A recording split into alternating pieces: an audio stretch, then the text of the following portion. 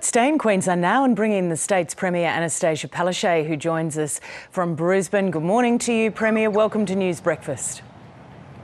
Thank you, Lisa, and good morning to you. Hey, those people that ended up in that hotel after their flight was delayed leaving Perth would be pretty happy today, but it just goes to show, even now, people are still feeling like they're getting caught up in what some have criticised as border politics. Well, I think I reject that it's border politics, because you have to make these decisions based on the health advice, and that's exactly what Mark McGowan has done. That's exactly what I did, and it's happened in other states as well.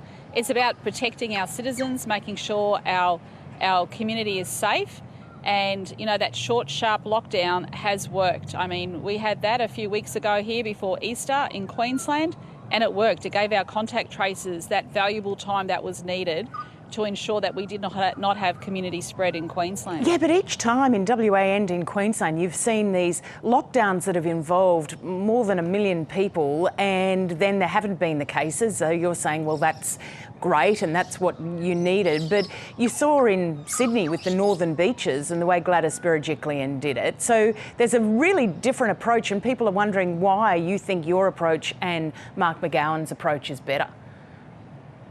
Well, our approach is based on the health advice. So our health officer is one of the most respected in the nation, and I will take her advice over anyone else's, and it does work. So, you know, we are in uncharted territory here when it comes to COVID. We know that there are now mutant strains that are circulating worldwide. That's going to make it even more difficult in the months ahead. So I think these are really important issues that we all need to consider, and we do what is in the best interest of not just our state, but also in terms of our nation as well. And each time I've declared a hotspot, the federal government has declared it a hotspot as well. So I think we are actually working together on this. Speaking of hotspots, should flights from India be stopped? I sent a letter to the Prime Minister at the end of last week asking for the suspension of flights coming in from India. We're due to have a direct flight in the next week or so coming into Brisbane. It's a high risk proposition. Other countries have done the suspension, and I know that the federal government's considering it today, and I would welcome any response that they have to do that. This is a mutant strain. Unfortunately, we are seeing over 300,000 cases a day. This is unprecedented. We haven't seen this anywhere in the world like this before. And with these mutant strains, we don't know how much more contagious they are. I think, you know, the AMA has been making some really good points recently, too, backing in our calls for regional quarantine. These are all issues that need to be on the table, not just left to the side. You're still not happy with how quarantine's been handled in the hotels. I know Mark McGowan has said that the federal government needs to take over responsibility with it. So you're lining up with him, are you, in as far as what the federal government should do?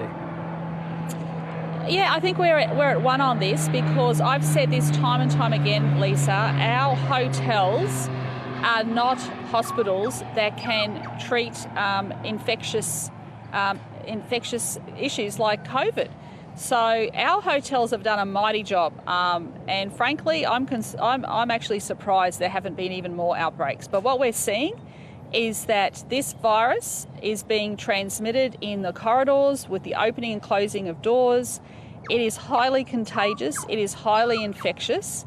And, you know, at some stage, we're going to have to think in the future, are the hotels the best source of quarantine? Yeah, regional centres like Howard Springs has been working well. Yeah, but what do you mean in the future? I mean, we're facing it right now, aren't we, this conversation about whether it's working or not and who should be in charge. And overall, I mean, you say you're surprised there haven't been more cases, but overall, it would seem to have been working. Well, I think we've had from memory, about 40,000 overseas people through our hotels. And yes, it has been working, but my point is this: we are now seeing more highly infectious strains now coming out around the world, and we just don't know in the future how they will be contained in hotels. I don't have the answer to that. But what I can say is that we have been putting on the table clear options for some more regional quarantine facilities. I've put on place Well Camp in Toowoomba, where the facility would be built right next to the airport. Mark McGowan has said, why not utilise Christmas Island? Howard Springs is being utilised in central Queensland, in central Northern Territory. So look, why are we not looking at more options? We have to keep our country safe. We've done a great job up to this point, and I commend the federal government in terms of working with the states through National Cabinet and making sure that we're protecting our citizens. But I can't see that crystal ball into the future, so we have to plan for the future. And the pandemic is not going away anytime soon. Hey, Premier, just before you go, good news that the federal government's going to stump up half the costs for the Olympics. They do want a bit more control on where and how it's being spent. Are you happy with the deal? As I said, look, we always work cooperatively with the federal government when it comes to road projects and infrastructure. I'm opening a road project in about an hour's time, and that's been built by the state and federal government. I mean, our agencies work very closely together. What happens is if we get the Olympics, an independent body is actually set up to oversee the running of the Olympics. So that's already in train. I have no problems with that whatsoever.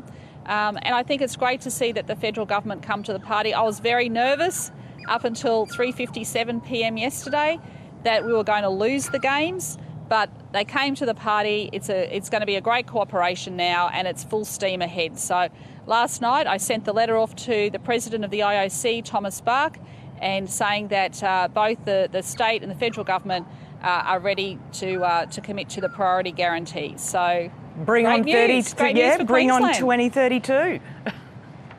Oh yeah, some good news to look forward to. I think we need that after dealing with a world pandemic. All right, Premier, always good to have you on the program. Thank you. Thank you, Lisa. My pleasure.